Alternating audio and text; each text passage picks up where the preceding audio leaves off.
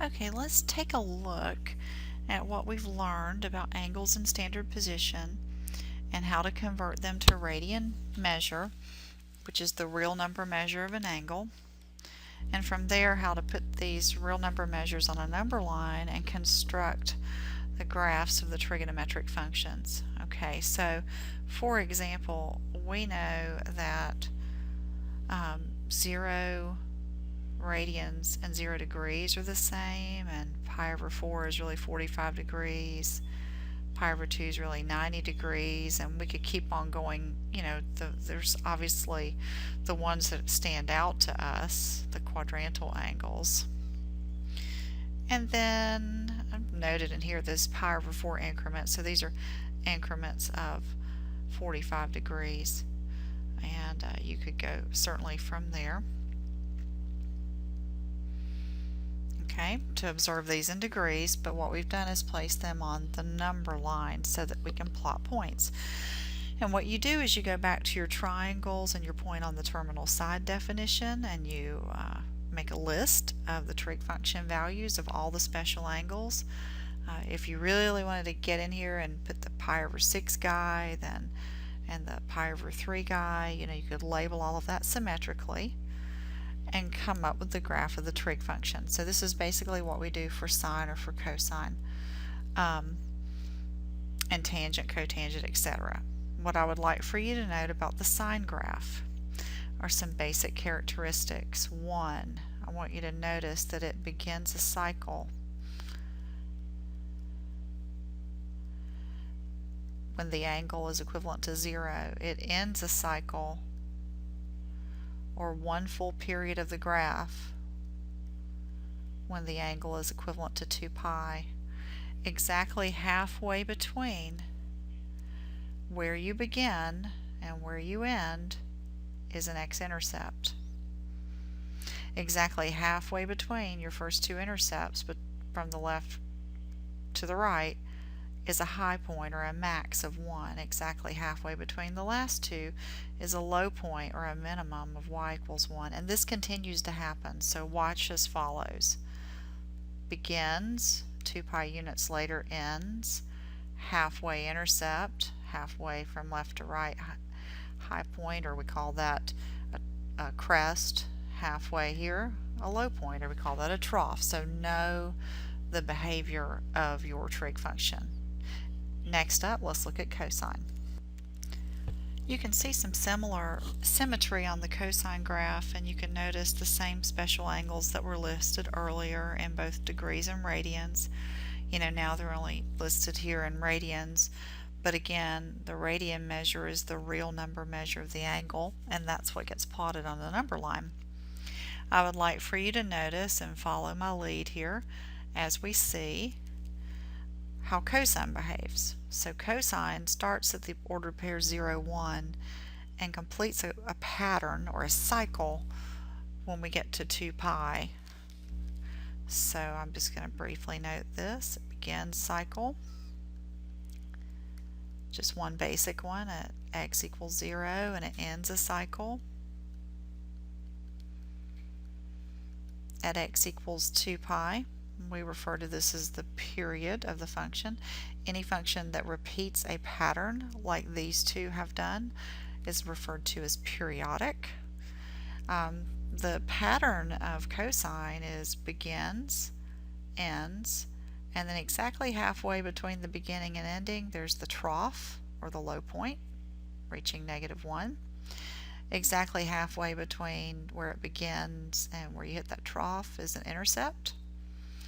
And something similar over here between the trough and the crest or the high point is an intercept. And watch what happens. Here we go again. Start, measure out 2 pi units, ends, halfway between a trough, left to right, halfway between the crest and the trough is an intercept.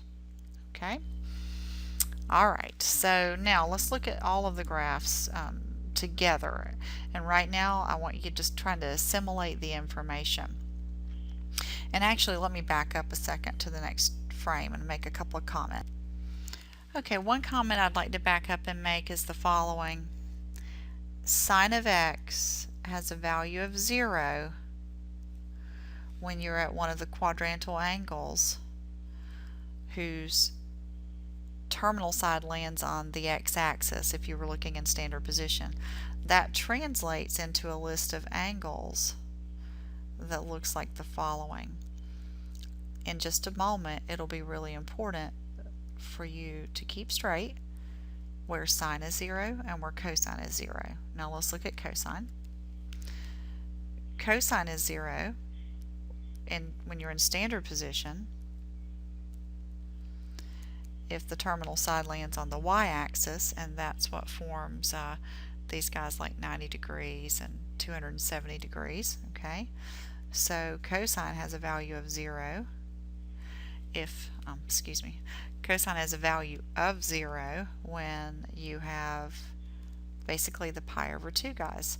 So I call, where cosine is 0, the pi over 2 guys, and where sine is 0, it's multiples of pi, or 0 in the pi guys. Okay, so keep straight where's cosine 0 and where's sine 0. Okay, just highlights here. Cosecant is the reciprocal of sine, so cosecant is going to fail to exist wherever sine is 0 and sine is 0 here. And so that means cosecant's graph will hit a value of 1 when sine does, and when you reciprocate you get this action. Okay, and that's how we get this guy. In a nutshell, you need to walk back through it carefully. Secant's the reciprocal of cosine, so all these places we identified where cosine was 0, okay, then that's where secant will be undefined. And also wherever cosine's 1, secant's 1, or cosine's -1, secant's -1, and then reciprocating all these values between 0 and 1 or -1 and 0. There you go. That's what we get. Now tan and cosine, tan or sine divided by cosine or cosine divided by sine.